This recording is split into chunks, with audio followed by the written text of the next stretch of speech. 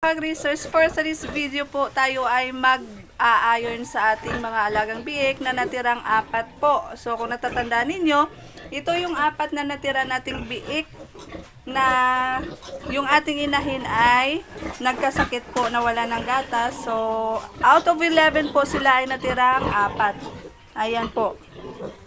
So, ang kanilang edad ngayon ay nasa 14 days old na po, second dose of iron. Pero kung makikita ninyo, ang kanilang mga katawan ay parang nasa 5 years old pa lamang. Ayan.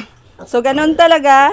Kailangan lang natin silang bigyan ng tamang vitamins, iron at kung ano-ano pa para po sila ay may panlaban sa sakit at maging malakas po ang kanilang mga immune system. Ayan.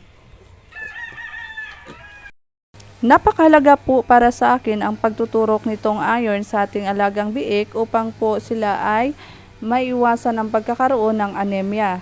May kaibahan po talaga kapag nag-inject tayo ng iron sa ating alagang biik kaysa hindi po tuturok ng iron sa kanila. So, based on my experience at based on my observation po, mamula-pula po ang katawan ng ating mga biik at healthy po sila kapag atin silang natuturukan at lalo na po kapag sila ay galing sa stress. So, maganda po ang pagtuturok ng iron. Kapag hindi naman po naturukan, medyo matamlay po ang ating mga alagang biik at the same time po sila ay maputla. So, may kaibahan po talaga sa pagtuturok ng iron at kaysa doon sa hindi po nagbibigay or nagtuturok ng iron. So, napakalaga po para sa akin itong iron.